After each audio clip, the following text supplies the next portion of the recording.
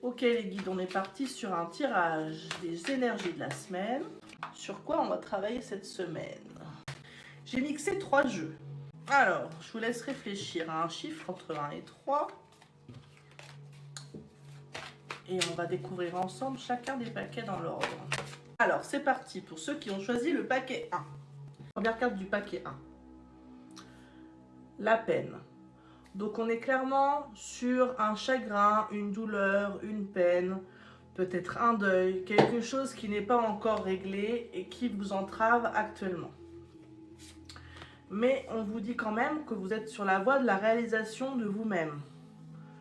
Donc il faut accepter d'en passer par ce deuil-là pour ensuite trouver la réalisation de vous.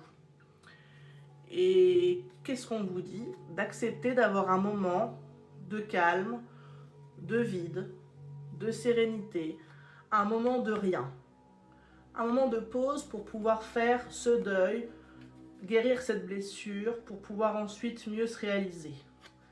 Donc on vous invite finalement à la patience. Parfois un temps de pause est nécessaire pour faire les choses comme il faut, prendre le temps pour soi et ensuite se diriger tranquillement vers la réalisation de soi. Pour ceux qui ont choisi le paquet 2, on est sur la compréhension, sur une prise de conscience. On va réaliser quelque chose, comprendre quelque chose, rentrer peut-être en profondeur pour chercher la source d'une difficulté ou d'un problème. Et on est clairement sur quand même quelque chose de récurrent, de répétitif. On est sur un cycle et probablement que c'est en lien avec le foyer, la famille.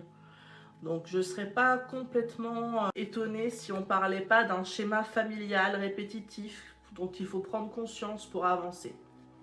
Donc pour sortir de cette boucle interminable qui se répète encore et encore dans l'intimité du foyer ou de la famille, allez chercher cette prise de conscience pour briser le cercle. Pour ceux qui ont choisi le 3e paquet, on était sur le sentiment de trahison. Donc, c'est pas forcément la trahison avec un grand T, parce qu'on est sur les énergies de la semaine, mais peut-être sur quelque chose de l'ordre de la déception, encore. Alors, rappelez-vous quand même que derrière la trahison, il y a l'idée souvent d'attendre trop de choses d'une personne ou de la mauvaise personne.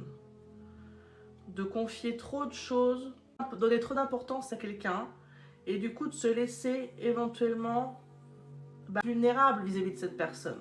Et du coup, suite à cette déception, cette trahison, selon l'importance que vous lui donnez, on est dans une phase de doute qui vous fige. On est vraiment sur une